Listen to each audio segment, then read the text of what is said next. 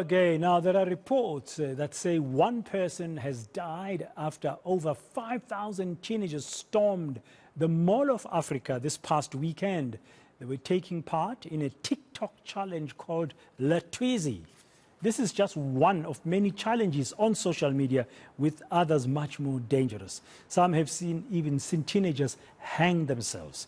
Let's discuss this now with social media law expert Emma Sedlia. Emma, good afternoon. Welcome to today. I mean, I saw the visuals on TikTok. This is just crazy stuff. I mean, this is just dangerous. I just wonder, why would young people partake in such in social media? And what are the consequences? Yeah, it really does reek of criminality.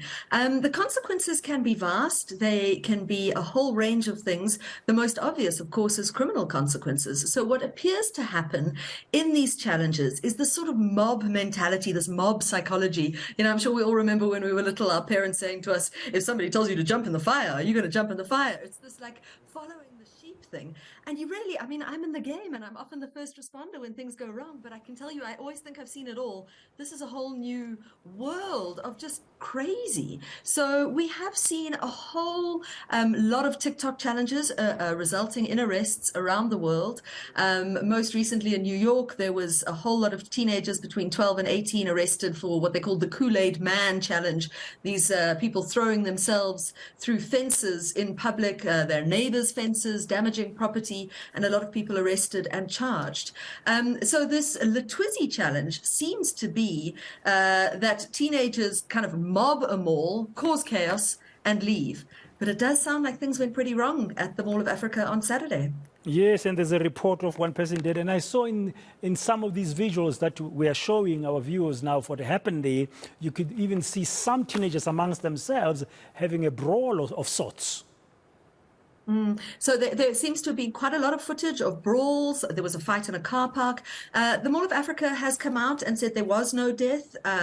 There was another report that there'd been a stabbing and that teenager was recovering in hospital. But these are young kids. And I think it's, for me, the biggest thing, Dan, and I know I always said to you and to anybody I speak to, is that the best line of defense against a lot of the online harms that we're seeing is active, involved, engaged, aware parents.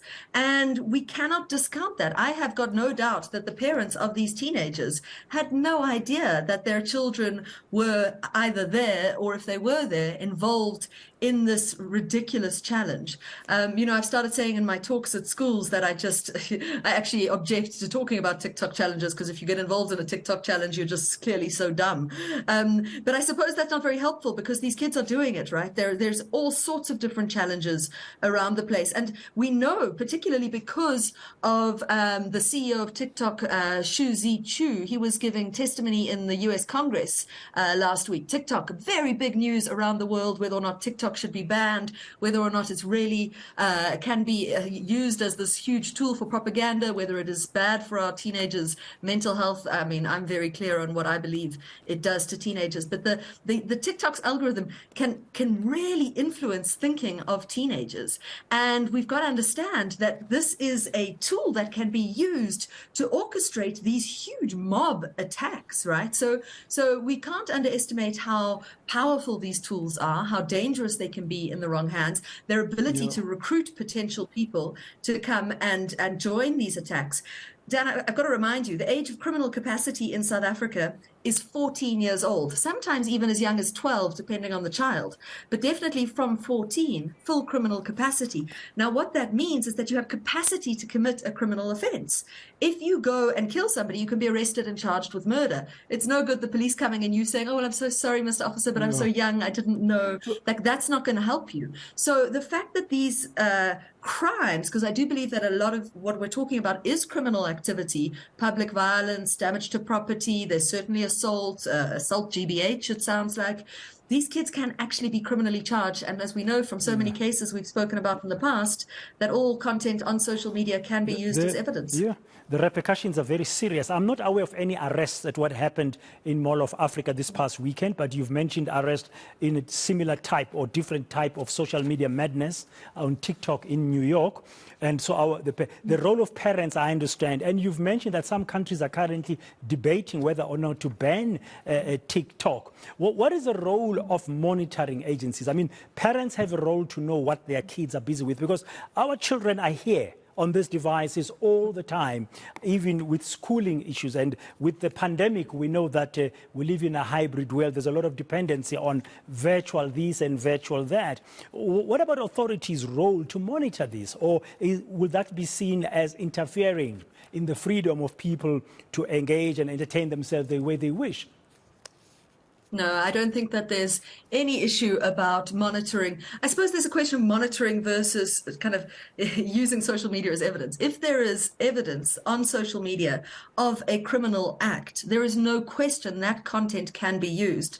Now, how that comes to the authorities' attention, to the police's attention, whether they see it themselves or whether there's a case, social media is obviously a huge evidence gathering source for an event like this one. If you just think just about all of those thousands of teenagers had phones, were live streaming, were recording. I mean, if you just use the hashtags on TikTok, you can see, literally thousands of videos of what happened, and that can be incredibly useful in terms of prosecuting. It's crazy because these kids are almost like giving us the evidence themselves, which really is mad. But it's something that we're seeing all the time. So we've spoken about this before, you and I, and perhaps this is an opportunity. Several of my colleagues here at ENCA have got teenage children. I don't have any more teenage children in my household. But what would you advise them? I mean, especially understanding the repercussions here, that they could be criminally liable as they go around storming these malls, these shopping centers, anywhere from the age of 14 upwards. So, just on what we were talking about before, I've just remembered this expression I used to use in my talks, is that a smart criminal doesn't have a smartphone.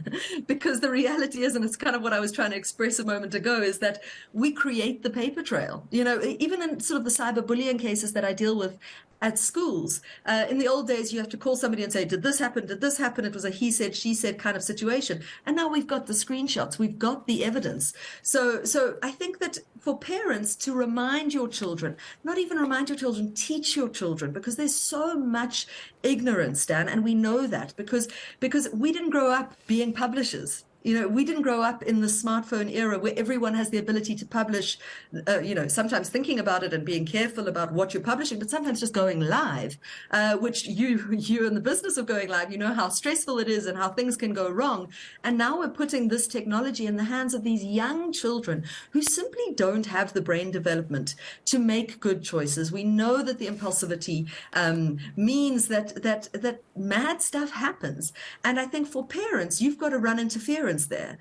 You've got to educate your children, teach them about when criminal capacity starts, civil capacity starts, what the laws are, the fact that as soon as something is digital, it's out of your control. It can be used as evidence. It can be used in disciplinary inquiries. It can compromise your reputation way down the line. If any of these kids wants to run for president one day, that content is out there. That people, the digital vigilante mob will go back and find this content. We're seeing kids mess up, and then 10 years down the line, content resurfacing and people being fired as adults. So we're talking about law, we're talking about disciplinary consequences, and we're talking about looking after your reputation, treating yourself like the celebrity you've become.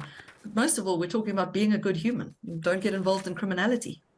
Yeah, I have very strong views about TikTok. When it was starting and becoming a craze, I thought, do you know TikTok? Because I work in media, I went on TikTok and I saw a lot of nonsense and stupid stuff and happening there. Really, some of the dumbest things you can see are on TikTok. And I think the responsibility lies with us as well, general societies, to besides the parents, to educate our young ones. Thank you very much for your time and views and insights this afternoon. Emma Sedlia, social media law expert, talking about this crazy stuff called Latwizi. I mean, more than 5,000 teenagers storming the Mall of Africa this past weekend. Apparently, there was one death, but according to Emma, Mall of Africa says they did not record any death on their side. But whatever has happened, I mean, really, this is dangerous stuff. Please warn your children, your teenagers. They are criminally liable if any damage happens there. And the laws in this country allow anybody above 14 years old to be criminally charged.